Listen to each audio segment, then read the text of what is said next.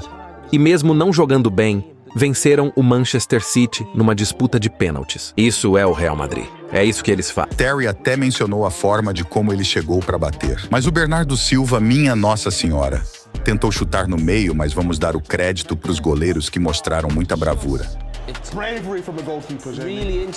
Realmente interessante. Os goleiros, como já mencionamos antes, tinham um bom histórico de pênaltis, acho que 10 defesas de 26 pênaltis. Mas o Ederson foi fantástico. Foi pra bola muito confiante, mostrou muita personalidade. A cobrança do Rudiger foi o melhor pênalti de todos. Porque quando a bola bate na trave e entra, é impossível o goleiro pegar. Eu não sei se ele quis fazer isso, mas é impossível de pegar. Você sabe o que é magnífico? É que estamos falando de pênalti e falando sobre o Bellingham. E todos nós sabemos que ele é pilar daquele time. Faz a ligação do meio-campo com os 2 atacantes. E Carvajal, me desculpe, mas você levou só um cartão amarelo no jogo inteiro, tendo que marcar o Grealish e Jeremy Doku. O futebol é uma caixinha de surpresas. Você também pode controlar o jogo defendendo. O Real Madrid, eu sei que as pessoas vão dizer que o City foi o melhor time, mas isso também faz parte do jogo. Defender, e o Real Madrid defendeu tão bem contra o City, que foram eles que passaram. Desde já, mais um vídeo concluído no canal e eu espero que vocês gostem de verdade. Se inscreva, deixa o like e continue junto comigo nesse sonho. Estamos chegando a 50 milhões de visualizações e isso não é brincadeira. Tudo graças a vocês. Tamo junto, deixa o like, se inscreva e eu vejo vocês no próximo vídeo. Valeu!